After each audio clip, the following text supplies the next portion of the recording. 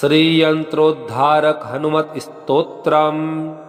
नमामि दूतं रामस्य सुखदं च सुरद्रुमम्। श्रीमारुतात्मसम्भूतं विद्युत्काञ्चनसन्निभम्। पीनवृत्तं महाबाहुं सर्वशत्रुनिवारणम्। रामप्रियतमं देवं भक्ताभीष्टप्रदायकम्।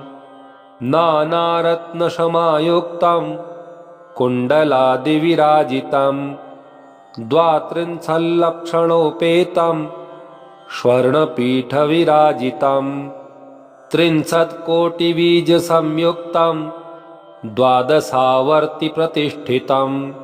पद्मासनस्थितं देवं षट्कोणमण्डलमध्यगम्। चतुर्भुजं महाकायं सर्ववैष्णवशेखरं। गदाभयकरं हस्तौ हृदिस्थो कृताञ्जलिं। हंसमन्त्रप्रवक्तारं सर्वजीवनियामकं। प्रभञ्जनशब्दवाच्येन सर्वदुर्मतभञ्जकं। सर्वदाभीष्टदातारं सतां वै दृढमाहवे। अञ्जनागर्भसम्भूतं सर्वशास्त्रविशारदं। कपीनां प्राणदातारं सीतान्वेषणतत्परम्। अक्षादिप्राणहन्तारं लङ्कादहनतत्परं। लक्ष्मणप्राणदातारं सर्ववानरयूथपं। किङ्करः सर्वदेवाद्याः जानकीनाथस्य किङ्करम्। वासिनं चक्रतीर्थस्य दक्षिणस्थगरौ सदा। तुङ्गाम्भोधितरङ्गस्य वातेन परिशोभिते। नानादेशगतः सद्भिः सेव्यमानं नृपोत्तमैः। धूपदीपादिनैवेद्यैः पञ्चखाद्यैश्च शक्तितः। भजामि श्रीहनुमन्तं हेमकान्तिसमप्रभं। व्यासतीर्थयतीन्द्रेण पूजितं च विधानतः। त्रिवारं यः पठे नित्यं स्तोत्रं भक्त्या द्विजोत्तमः। वाञ्छितं लभतेऽभीष्टं षण्मासाभ्यन्तरे खलु। पुत्रार्थी लभते पुत्रं यशोर्थी लभते यशः। विद्यार्थी लभते विद्यां धनार्थी लभते धनम्। सर्वथा मास्तु सन्देहो हरिः साक्षी जगत्पतिः। यः करोत्यत्र सन्देहं स याति नरकं ध्रुवम्। यन्त्रोद्धारकस्तोत्रं 16 श्लोकसंयुतं। श्रवणं कीर्तनं वा सर्वपापैः प्रमुच्यते। नमामि दूतं रामस्य सुखदं च सुरद्रुमम्। श्रीमारुतात्मसम्भूतं विद्युत्काञ्चनसन्निभं। पीनवृत्तं महाबाहुं सर्वशत्रुनिवारणम्। रामप्रियतमं देवं भक्ताभीष्टप्रदायकम्। नानारत्नशमायुक्तं कुण्डलादिविराजितं। 32 स्वर्णपीठविराजितं। 30 कोटिबीजसंयुक्तं द्वादशावर्तिप्रतिष्ठितं। पद्मासनस्थितं देवं षट्कोणमण्डलमध्यगम्। चतुर्भुजं महाकायं सर्ववैष्णवशेखरं। गदाभयकरं हस्तौ हृदिस्थो कृताञ्जलिं। हंसमन्त्रप्रवक्तारं सर्वजीवनियामकं। प्रभञ्जनशब्दवाच्येन सर्वदुर्मतभञ्जकं। सर्वदाभीष्टदातारं सतां वै दृढमाहवे। अञ्जनागर्भसम्भूतं सर्वशास्त्रविशारदं। कपीनां प्राणदातारं सीतान्वेषणतत्परम्। अक्षादिप्राणहन्तारं लङ्कादहनतत्परं। लक्ष्मणप्राणदातारं सर्ववानरयूथपं किङ्करः सर्वदेवाद्याः जानकीनाथस्य किङ्करं वासिनं चक्रतीर्थस्य दक्षिणस्थगरौ सदा तुङ्गाम्भोदितरङ्गस्य वातेन परिशोभिते नानादेशगतः सद्भिः सेव्यमानं नृपोत्तमैः धूपदीपादिनैवेद्यैः पञ्चखाद्यैश्च शक्तितः भजामि श्रीहनुमन्तं हेमकान्तिसमप्रभं व्यासतीर्थयतीन्द्रेण पूजितं च विधानतः त्रिवारं यः पठे नित्यं स्तोत्रं भक्त्या द्विजोत्तमः वाञ्छितं लभतेऽभीष्टं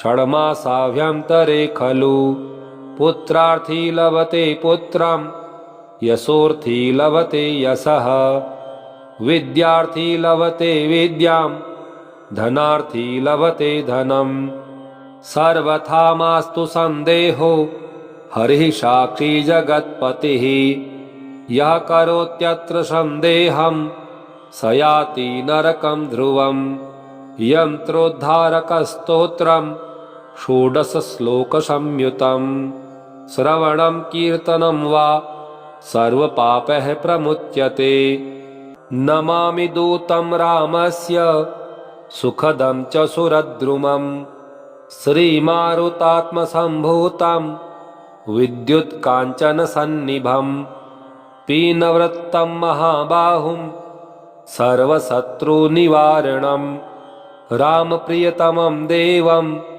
भक्ताभीष्टप्रदायकं नानारत्नसमायुक्तं कुण्डलादिविराजितं द्वात्रिंशल्लक्षणोपेतं स्वर्णपीठविराजितं 30 कोटिबीजसंयुक्तं द्वादशावर्तिप्रतिष्ठितं पद्मासनस्थितं देवं षट्कोणमण्डलमध्यगं चतुर्भुजं महाकायं सर्ववैष्णवशेखरं गदाभयकरं हस्तौ हृदिस्थो कृताञ्जलिं हंसमन्त्रप्रवक्तारं सर्वजीवनियामकं प्रभञ्जनशब्दवाच्येन सर्वदुर्मतभञ्जकं सर्वदाभीष्टदातारं सतां वै दृढमाहवे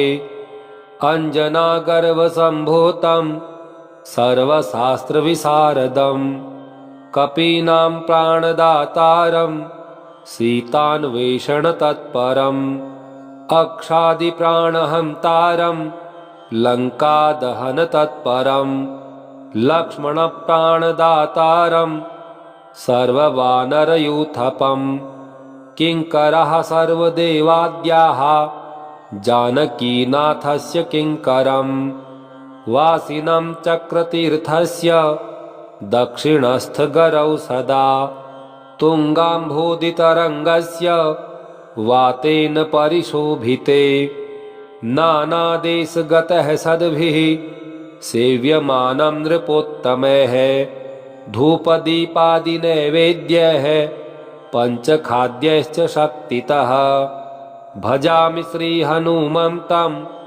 हेमकान्तिसमप्रभं व्यासतीर्थयतीन्द्रेण पूजितं च विधानतः त्रिवारं यः पठे नित्यं स्तोत्रं भक्त्या द्विजोत्तमः वाञ्छितं लभतेऽभीष्टं षड्मासाभ्यन्तरे खलु पुत्रार्थी लभते पुत्रं यशोर्थी लभते यशः विद्यार्थी लभते विद्यां धनार्थी लभते धनं सर्वथा मास्तु सन्देहो हरिः साक्षी जगत्पतिः यः करोत्यत्र सन्देहं स याति नरकं ध्रुवं यन्त्रोद्धारकस्तोत्रं षोडशश्लोकसंयुतं श्रवणं कीर्तनं वा सर्वपापैः प्रमुच्यते नमामि दूतं रामस्य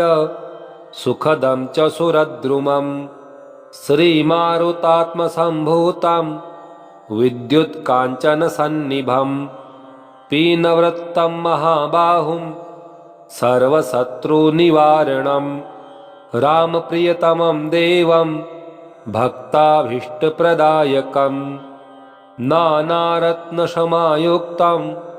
कुण्डलादिविराजितं द्वात्रिंशल्लक्षणोपेतं स्वर्णपीठविराजितं 30 कोटिबीजसंयुक्तं द्वादशावर्तिप्रतिष्ठितं पद्मासनस्थितं देवं षट्कोणमण्डलमध्यगं चतुर्भुजं महाकायं सर्ववैष्णवशेखरं गदाभयकरं हस्तौ हृदिस्थो कृताञ्जलिं हंसमन्त्रप्रवक्तारं सर्वजीवनियामकं प्रभञ्जनशब्दवाच्येन सर्वदुर्मतभञ्जकं सर्वदाभीष्टदातारं सतां वै दृढमाहवे अञ्जनागर्भसम्भूतं सर्वशास्त्रविशारदं कपीनां प्राणदातारं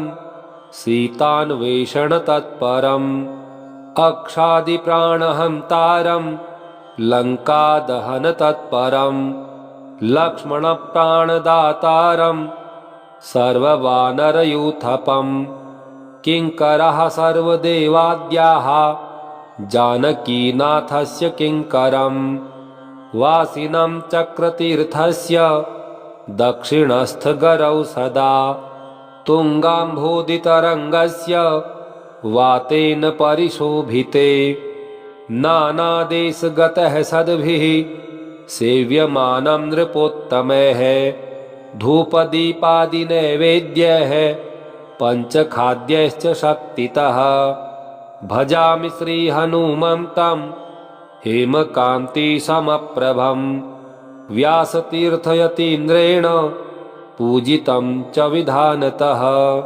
त्रिवारं यः पठे नित्यं स्तोत्रं भक्त्या द्विजोत्तमः वाञ्छितं लभते भीष्टं षण्मासाभ्यन्तरे खलु पुत्रार्थी लभते पुत्रं यशोर्थी लभते यशः विद्यार्थी लभते विद्यां धनार्थी लभते धनं सर्वथा मास्तु सन्देहो हरिः साक्षी जगत्पतिः यः करोत्यत्र सन्देहं स याति नरकं ध्रुवं यन्त्रोद्धारकस्तोत्रं 16 श्लोकसंयुतं श्रवणं कीर्तनं वा सर्वपापैः प्रमुच्यते नमामि दूतं रामस्य सुखदं च सुरद्रुमं श्रीमारुतात्मसम्भूतं विद्युत्काञ्चनसन्निभं पीनवृत्तं महाबाहुं सर्वशत्रुनिवारणं रामप्रियतमं देवं भक्ताभीष्टप्रदायकं नानारत्नसमायुक्तं कुण्डलादिविराजितं 32 स्वर्णपीठविराजितं 30 कोटिबीजसंयुक्तं द्वादशावर्तिप्रतिष्ठितं पद्मासनस्थितं देवं षट्कोणमण्डलमध्यगं चतुर्भुजं महाकायं सर्ववैष्णवशेखरं गदाभयकरं हस्तौ हृदिस्थो कृताञ्जलिं हंसमन्त्रप्रवक्तारं सर्वजीवनियामकं प्रभञ्जनशब्दवाच्येन सर्वदुर्मतभञ्जकं सर्वदाभीष्टदातारं सतां वै दृढमाहवे अञ्जनागर्भसम्भूतं सर्वशास्त्रविशारदं कपीनां प्राणदातारं सीतान्वेषणतत्परम् अक्षादिप्राणहन्तारं लङ्कादहनतत्परं लक्ष्मणप्राणदातारं सर्ववानरयूथपं किङ्करः सर्वदेवाद्याः जानकीनाथस्य किङ्करं वासिनं चक्रतीर्थस्य दक्षिणस्थगरौ सदा तुङ्गाम्भोदितरङ्गस्य वातेन परिशोभिते नानादेशगतः सद्भिः सेव्यमानं नृपोत्तमैः धूपदीपादिनैवेद्यैः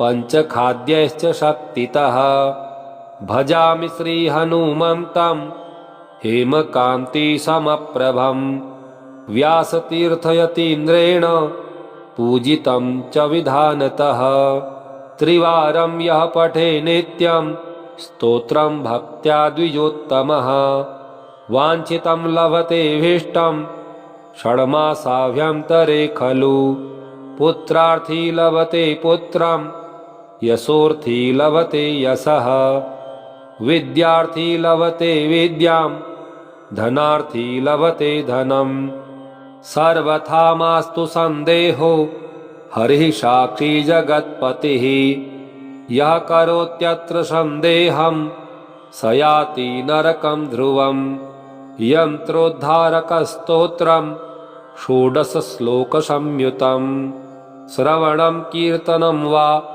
सर्वपापैः प्रमुच्यते नमामि दूतं रामस्य सुखदं च सुरद्रुमं श्रीमारुतात्मसम्भूतं विद्युत्काञ्चनसन्निभं पीनवृत्तं महाबाहुं सर्वशत्रुनिवारणं रामप्रियतमं देवं भक्ताभीष्टप्रदायकं नानारत्नसमायुक्तं कुण्डलादिविराजितं द्वात्रिंशल्लक्षणोपेतं स्वर्णपीठविराजितं 30 कोटिबीजसंयुक्तं द्वादशावर्तिप्रतिष्ठितं पद्मासनस्थितं देवं षट्कोणमण्डलमध्यगं चतुर्भुजं महाकायं सर्ववैष्णवशेखरं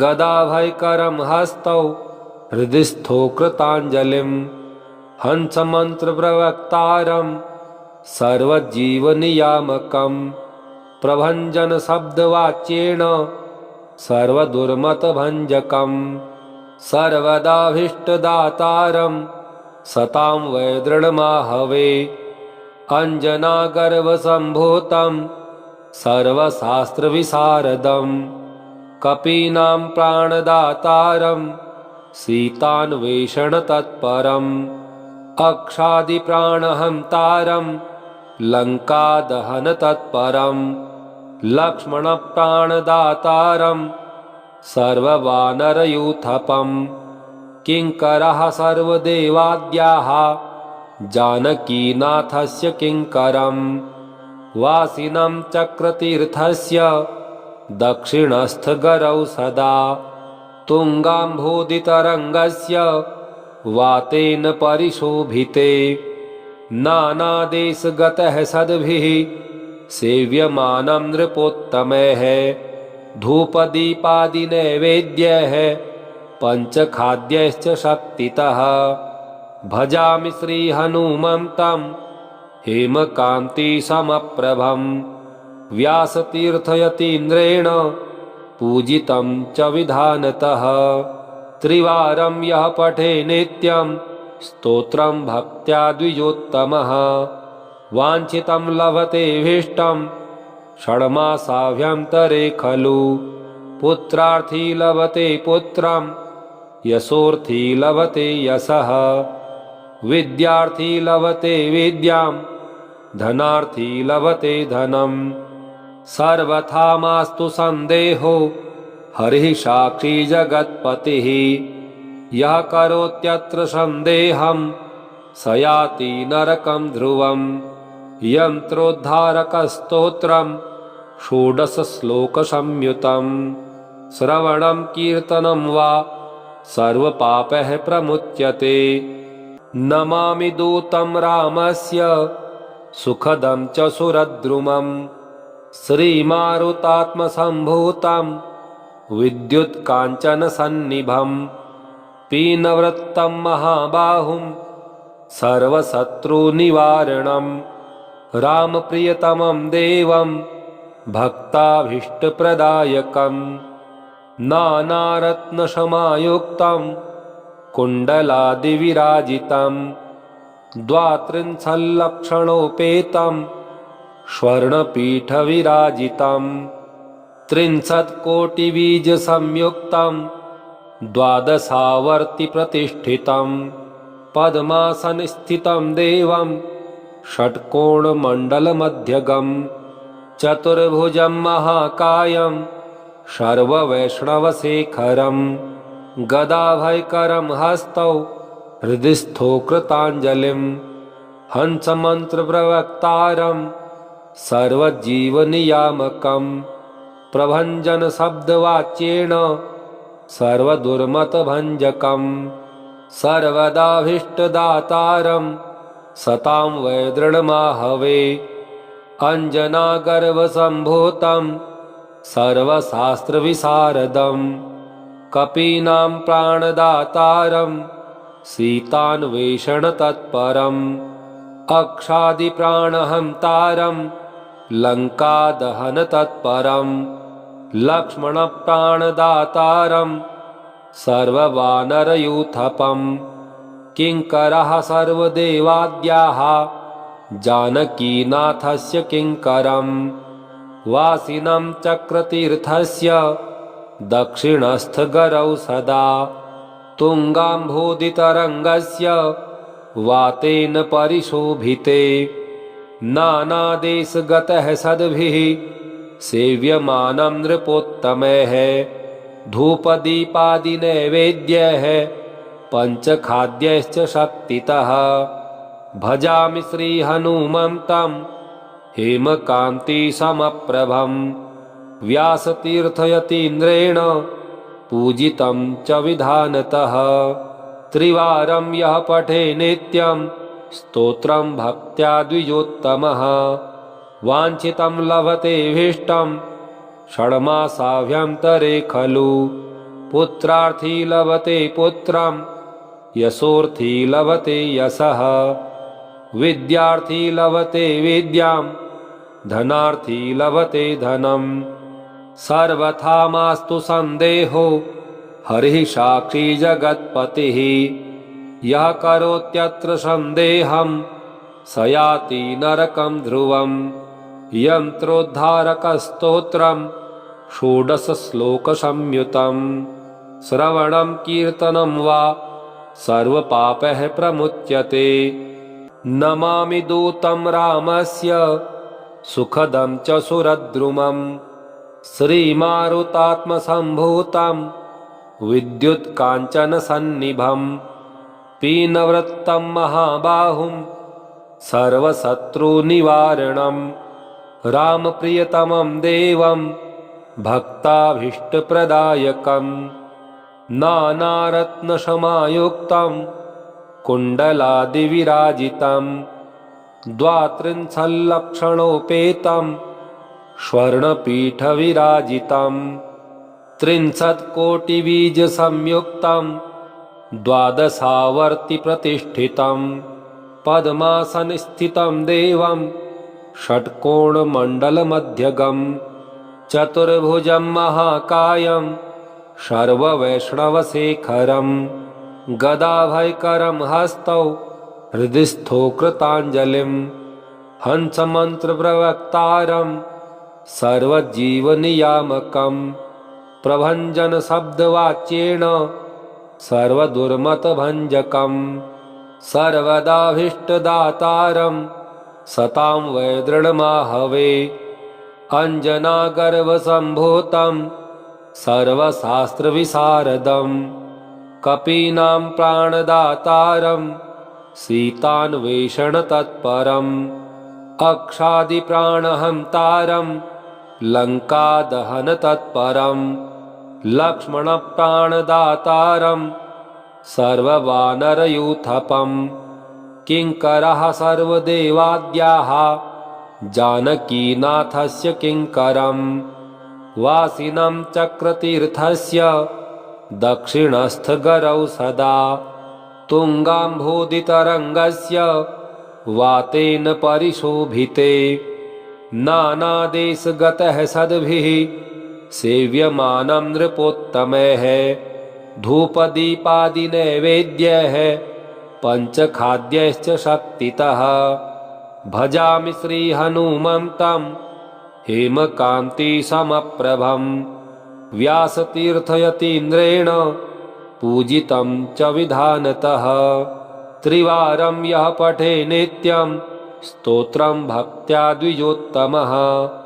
वाञ्छितं लभतेऽभीष्टं षण्मासाभ्यन्तरे खलु पुत्रार्थी लभते पुत्रं यशोर्थी लभते यशः विद्यार्थी लभते विद्यां धनार्थी लभते धनं सर्वथा मास्तु सन्देहो हरिः साक्षी जगत्पतिः यः करोत्यत्र सन्देहं स याति नरकं ध्रुवम् यन्त्रोद्धारकस्तोत्रं षोडशश्लोकसंयुतं श्रवणं कीर्तनं वा सर्वपापैः प्रमुच्यते नमामि दूतं रामस्य सुखदं च सुरद्रुमं श्रीमारुतात्मसम्भूतं विद्युत्काञ्चनसन्निभं पीनवृत्तं महाबाहुं सर्वशत्रुनिवारणं रामप्रियतमं देवं भक्ताभीष्टप्रदायकं नानारत्नसमायुक्तं कुण्डलादिविराजितं द्वात्रिंशल्लक्षणोपेतं स्वर्णपीठविराजितं 30 कोटिबीजसंयुक्तं द्वादशावर्तिप्रतिष्ठितं पद्मासनस्थितं देवं षट्कोणमण्डलमध्यगं चतुर्भुजं महाकायं सर्ववैष्णवशेखरं गदाभयकरं हस्तौ हृदिस्थो कृताञ्जलिं हंसमन्त्रप्रवक्तारं सर्वजीवनियामकं प्रभञ्जनशब्दवाच्येन सर्वदुर्मतभञ्जकं सर्वदाभीष्टदातारं सतां वै दृढमाहवे अञ्जनागर्भसम्भूतं सर्वशास्त्रविशारदं कपीनां प्राणदातारं सीतान्वेषणतत्परम् अक्षादिप्राणहन्तारं लङ्कादहनतत्परं लक्ष्मणप्राणदातारं सर्ववानरयूथपं किङ्करः सर्वदेवाद्याः जानकीनाथस्य किङ्करं वासिनं चक्रतीर्थस्य दक्षिणस्थगरौ सदा तुङ्गाम्भोदितरङ्गस्य वातेन परिशोभिते नानादेशगतः सद्भिः सेव्यमानं नृपोत्तमैः धूपदीपादिनैवेद्यैः पञ्चखाद्यैश्च शक्तितः भजामि श्रीहनुमन्तं हेमकान्तिसमप्रभं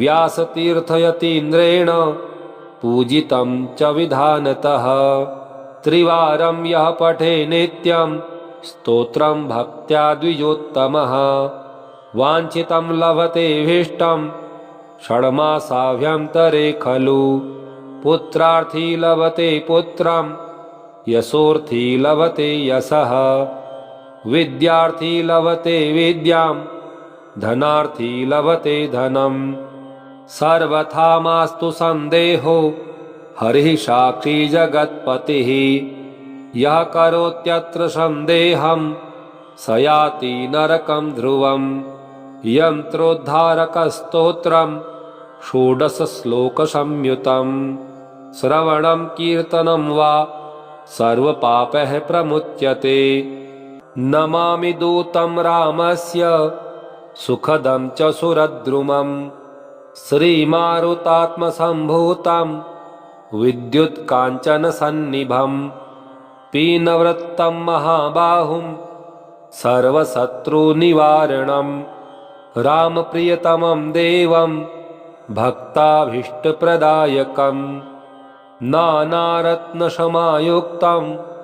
कुण्डलादिविराजितं द्वात्रिंशल्लक्षणोपेतं स्वर्णपीठविराजितं 30 कोटिबीजसंयुक्तं द्वादशावर्तिप्रतिष्ठितं पद्मासनस्थितं देवं षट्कोणमण्डलमध्यगं चतुर्भुजं महाकायं सर्ववैष्णवशेखरं गदाभयकरं हस्तौ हृदिस्थो कृताञ्जलिं हंसमन्त्रप्रवक्तारं सर्वजीवनियामकं प्रभञ्जनशब्दवाच्येन सर्वदुर्मतभञ्जकं सर्वदाभीष्टदातारं सतां वै दृढमाहवे अञ्जनागर्भसम्भूतं सर्वशास्त्रविशारदं कपीनां प्राणदातारं